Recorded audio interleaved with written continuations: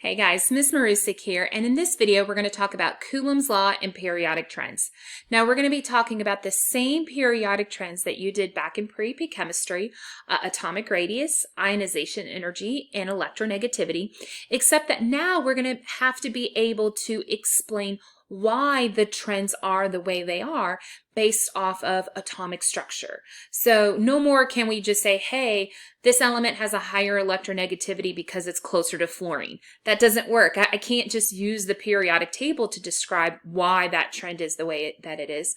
I have to actually be able to talk about the atom itself. And to do that, one of the main things that we're going to be utilizing is this idea of Coulomb's law. Now, those of you that have already taken physics, Coulomb's law probably sounds really familiar. You probably even worked with this formula right here, where force equals some constant, and Q1 and Q2 are the charges of particles over d squared, which is the distance between the two particles. Good news is for us is that we're not going to actually calculate with this formula. We're going to look at it more from a qualitative standpoint and being able to describe, hey, if this happens to distance, then what happens to forces? Or hey, if this happens to charge, what happens to forces? So what's actually going to be more helpful for us is to think about this simplified formula right here, that force equals charge over distance.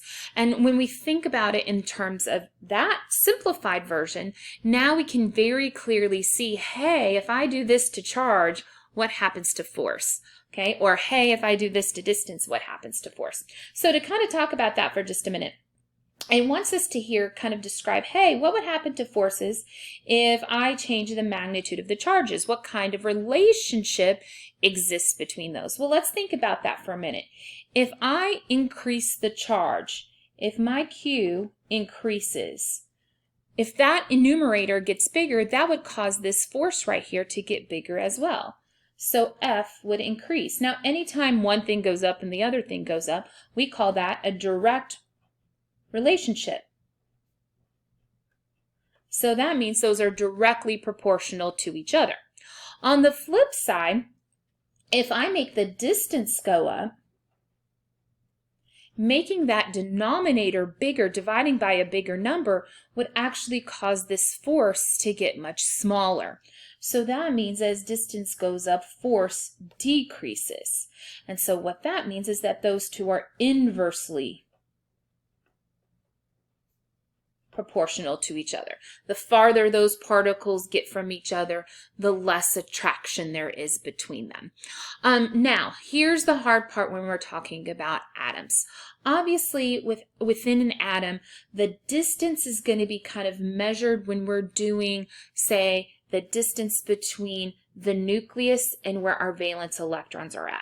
Okay, so that's going to be kind of how we're going to measure distance between those particles. But when we're talking about the protons and electrons, we're going to be kind of thinking about charge, but there's a very specific charge that we need to measure or approximate when we're thinking about an atom and its attractive forces.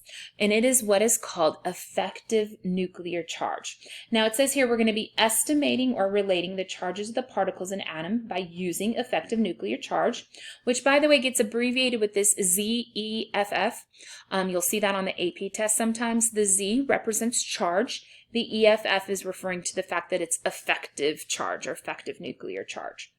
And what it is basically the pull of the nucleus on the valence electrons. So it's kind of looking at how much charge attraction is there existing between the nucleus where all the protons are at and the valence electrons on the outside. Okay. Now, in order to kind of approximate effective nuclear charge, there is a formula you can use, and that is the number of protons that are in the nucleus, the total count of them, minus the core electrons. Now remember, core electrons are any electrons that are not considered to be valence. So if you know the total electrons and then you know, hey, this atom has, 2 valence electrons, then you can subtract the valence electrons off the total to get that core number. So that's going to be kind of how we're going to approximate Z effective. I will warn you, there are some other things that go into the true value for Z effective. This is just kind of a way to approximate it for our purposes, okay? So here's what I want y'all to take a moment to do. There is a lovely table down here. And what it wants you to do is for these three elements, magnesium, calcium, and phosphorus, it wants you to fill out this lovely table right here with the number of protons, electrons, valence electrons, core electrons, and then the approximate Z effective, which is using this lovely formula right here. So what I want you to do is to take a moment and pause the video and go see if you can fill out that chart, okay? All right, so go pause the video. Try it out. Did you try it out? I'm going to say that you did. Let's pretend that you did. Hopefully you did. Here is what I got when I figured out my data for that table. Okay. Now, let's note a couple things here. First off, we notice for magnesium and calcium, they're both in group 2. And so they have 2 valence electrons. But because they had a different number of total electrons, that meant their core electrons was different. However, notice those 2 elements that were in the same group, both in group 2, both had an effective nuclear charge of positive 2. Then we have phosphorus over here, which phosphorus happens to be in the same period, like the same row across as magnesium is. And when I filled that one out, I got a Z effective of positive 5. Okay, so now let's talk about a couple things. It says, which movement caused a change in effective charge, meaning effective nuclear charge Z effective, across a period row or down a group column? Well, looking based off of here, these 2 were in the same group and had the same nuclear charge. Magnesium and phosphorus were in the same period, and they had a different effective nuclear charge. So it must be across a period that causes that change in Z effective. Okay, so then the next question asks, hey, for the 2 elements above that were in the same period, which element would have stronger Coulombic attractive forces for its valence electrons? Well, let's think about that. It's referring to that magnesium and the phosphorus. So I'm going to put myself a note here. We're talking about magnesium and phosphorus. And so we want to know which element would have stronger Coulombic attractive forces. Well, keep in mind, they're both going to have about the same number of occupied energy levels. Like that's going to be the same. They both have, the same number of energy levels of electrons. So what that means is that the distance part of Coulomb's law is going to be relatively the same. So what I really want to be able to look at here is the effective nuclear charge. I see that phosphorus has a higher Z effective. And so because it has a higher effective nuclear charge, it will have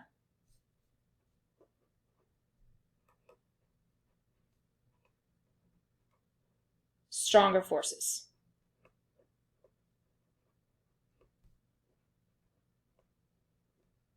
For those valence electrons. Now, that's going to really impact us when we are talking about atomic radius here in just a second. So really hold that in your brain, okay, before we flip to the next page. All right, so with that said, let's flip to the next page. All right, so while we use effective nuclear charge to notate the charge component of Coulomb's law, in order to look at the distance between particles, this is where I look at occupied energy levels, which I mentioned just a minute ago. It says we will be estimating or relating the distance between charged particles in an atom by using the number of occupied energy levels, or N. When you're thinking about an electron configuration or an orbital diagram, this is that first number you would report. Or thinking about a Bohr model, this is what ring, if you will, of the atomic structure those electrons are on. So it says, as the energy level, the N of the valence electron level increases, the distance between the nucleus and the valence electron increases. So like for example, if I have my valence electrons on energy level number 1, those would be a lot closer than say if I had my valence electrons on energy level number 3. Energy level number 3 is just a greater distance away from the nucleus. And as we just notated a little bit while ago, the greater the distance, the weaker the attractive forces. So it asks here, which movement would cause a significant change in the distance between particles within an atom, across a period or down a group? Well, let's think about that for a minute. Do I add another energy level when I move across on the periodic table or up and down on the periodic table? Hopefully we know that moving up and down on the periodic table is how we add an energy level. So that means moving down a group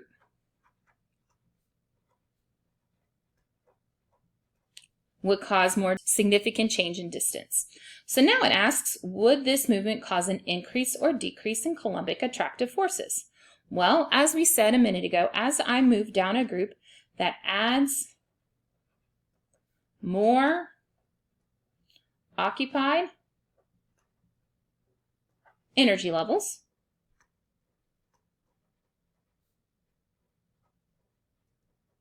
And what that does is that increases the distance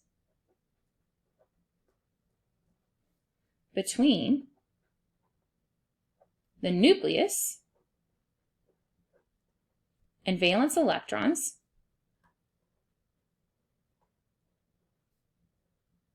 and what that does is that decreases attractive forces.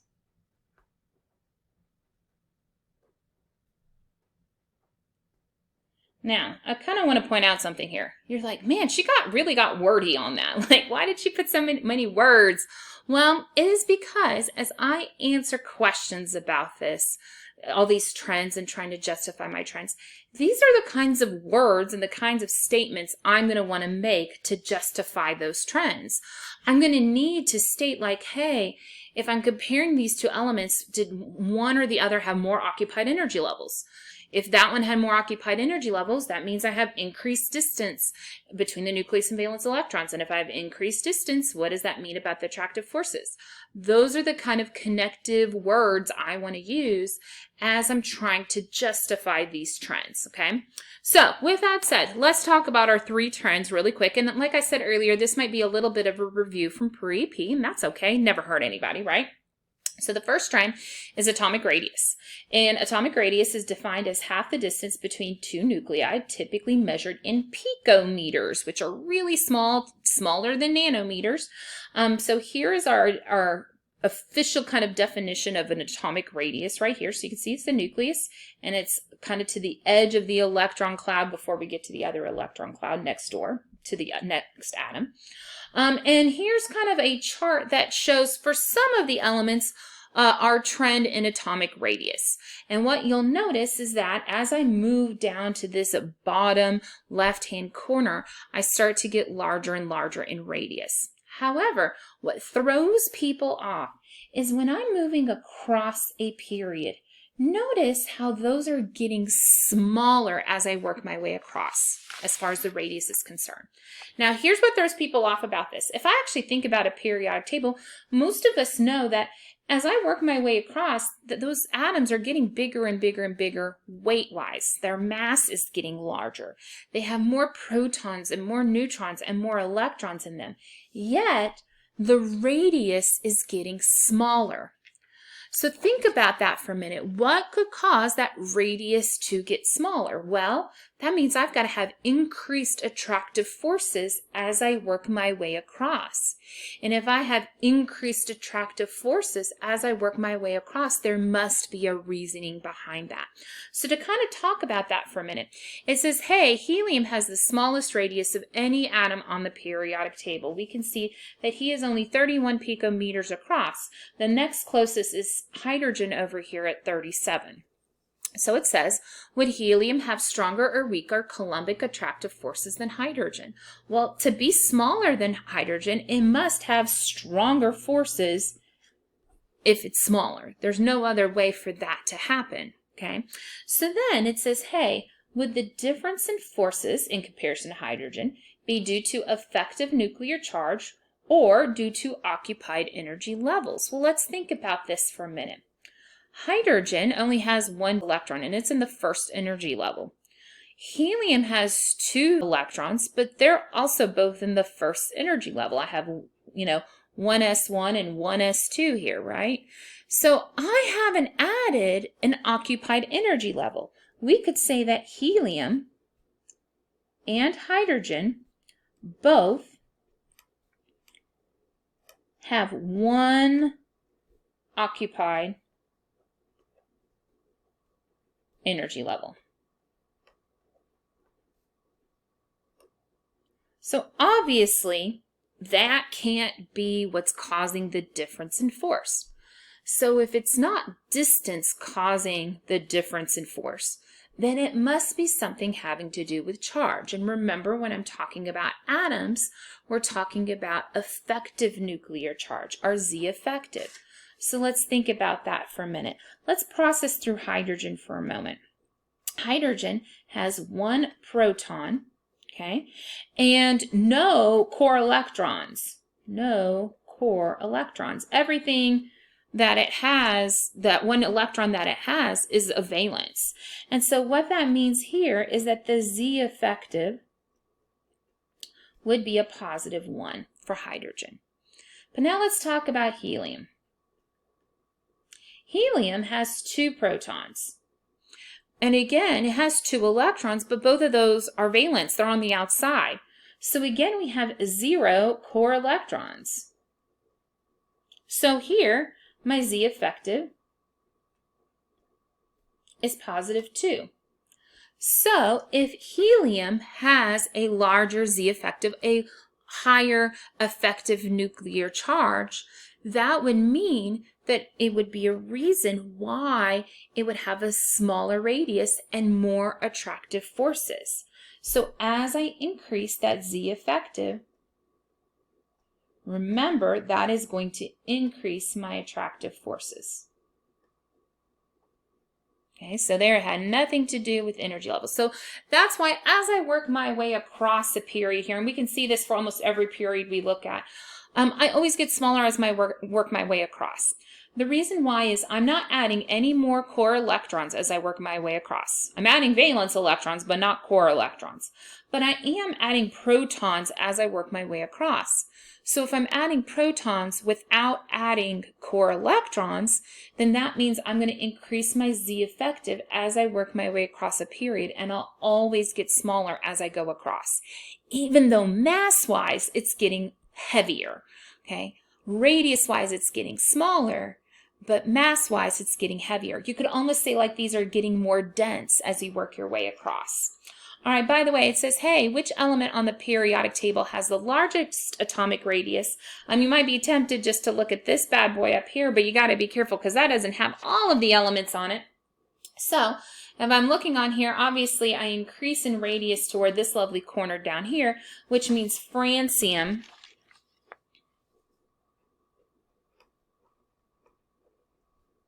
which has a symbol of Fr, would have my largest radius, even though it's technically not the heaviest by mass element. Okay, let's go ahead and look at the next page and talk about ionization energy. Ionization energy is defined as the energy needed to pull off a valence electron and form a cation. Now, technically, it is measured when these substances are in the gaseous state. It's how much, if it's a gas, how much energy do I need to remove that electron? And it also ties to a process called the photoelectric effect, which we're actually going to talk about a lot more next class. Photoelectric effect is when I shoot an energy source toward my sample, and that causes an electron to emit. Okay, and the higher amount of energy I have to put toward the sample to get that electron to emit, what that means is that it has a higher ionization energy. Now, today, and truly even back in pre-P when you were discussing ionization energy, you were truly only looking at what is called the first ionization energy, which is the energy needed to remove the first electron out and get it to change to a positive 1 cation, which is shown by this formula here. So if I have my substance, it would be how much energy do I need to remove that electron and get it to become a positive 1.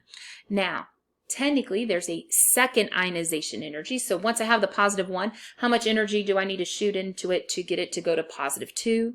Then to get the positive 2 to go to positive 3, there's a third ionization energy, and that could just keep on going from there. So one of the things we're going to talk about in another class are successive ionization energies. But for now, we're just talking about the first ionization energy and its trends. So to kind of look at our table down here, Now, I will warn you, there are some fluctuations in this table, and we're going to actually talk about some of those fluctuations another class. But you notice, in general, our ionization energy does increase toward helium, which I bet a lot of you remember. But think about that for a minute. Helium is very small radius-wise, right? Like it's got a super small distance between its valence electrons and its nucleus, because it only has one occupied energy level. But then to top it off, we've also increased those number of protons in comparison to hydrogen, so we also have a higher effective nuclear charge.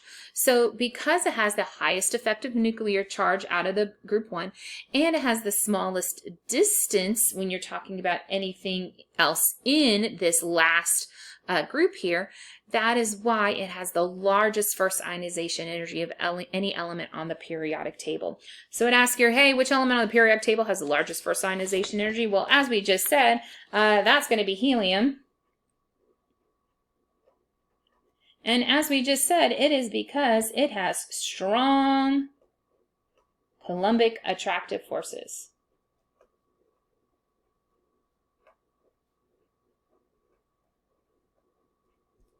All right, so one other trend that we're going to refresh our memory on, if you want to flip the page with me, and that is what is called electronegativity. Now, electronegativity is defined as the pull an atom has on electrons in bonding. It's how much pull does it have to gain additional electrons. It's not a unit measurement. It's actually based on kind of just a scale. So the good news is whenever an electronegativity value is reported, we don't put any kind of unit with that value. It is based on a scale of 4. So you'll notice the highest number that you see on this, periodic table here with the scale is 4. By the way, you also notice that our noble gases are typically reported with having non-existent electronegativity values, and that is because they already have filled valence s&p orbitals. So even though they have a high effective nuclear charge, and even though they might be distance-wise like wanting to pull in, they're not going to want to gain an additional electron if that's not going to fill up their S&P. If they already have the full S&P, then they're good to go. So it asks which element on the periodic table has the largest electronegativity, and I bet a lot of you remember from pre-P that does end up being fluorine. All right, so here's the deal. What we want to be able to do in problems is when given two different elements, we want to be able to say, hey, this element has a higher or lower electronegativity than this other one, and then we want to be able to justify why. And to do that, we're going to have to go back and talk about those pieces of Coulomb's law. We're either going to have to talk about effective nuclear charge, the number of protons versus the number of core electrons, or we're going to have to be able to talk about occupied energy levels and the effect that would have on distance between the nucleus and the valence electrons. So I'm going to break this video up into two parts. So next video, we're going to talk about how would we go about justifying these trends. Hopefully this video helped. If you have any questions or need my help, please feel free to email me. Bye, guys.